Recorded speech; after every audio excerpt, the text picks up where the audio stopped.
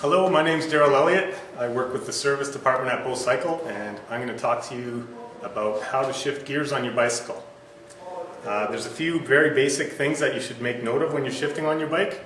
The first thing is that you don't want to apply a lot of pressure to the chain when you're shifting gears.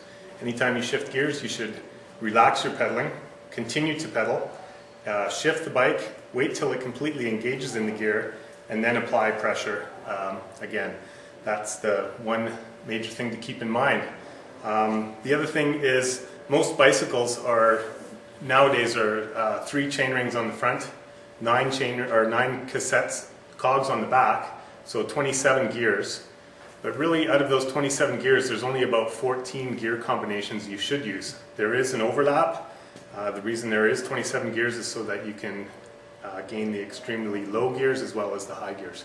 So I will go through the gears here and show you how to shift your gears.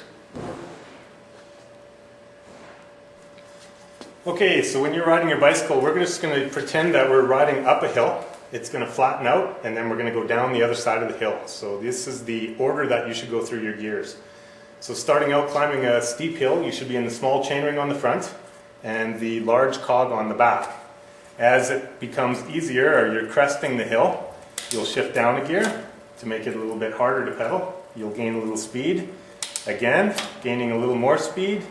And here, once you get down halfway down the cassette on the back, what you want to do at this point is you want to move from the small chainring to the middle chainring. And generally, at the same time you do that, you will shift up 1 gear on the back. That's the next hardest gear. As you continue along and it gets easier and easier, you will shift to a harder gear again, and then just before you get to the last 2 or 3 cogs on the back, you will want to shift up again 1 or 2 gears and go into the large chainring on the front. And as it gets easier and you're going faster, you'll continue to downshift to harder or smaller cogs on the back. Now we're in the hardest gear on the bike, and you're cruising along at high speed. You've made it up and over the hill down the other side. Now we're approaching another hill. You'll do the exact same in reverse. You need an easier gear, you'll shift up 1 on the back. As you need an easier gear, keep shifting up until you get to the middle of the cassette. At this point, you'll drop from the large chainring down to the middle, generally downshift the gear on the back. Continue to climb up.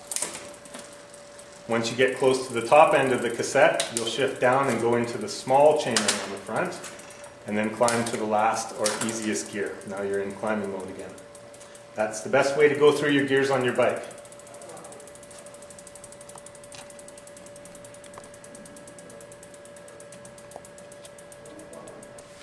If you've shifted through your gears properly, one of the things you'll avoid is cross-chaining, which is when the chain is in the small chainring on the front and the small chainring on the back.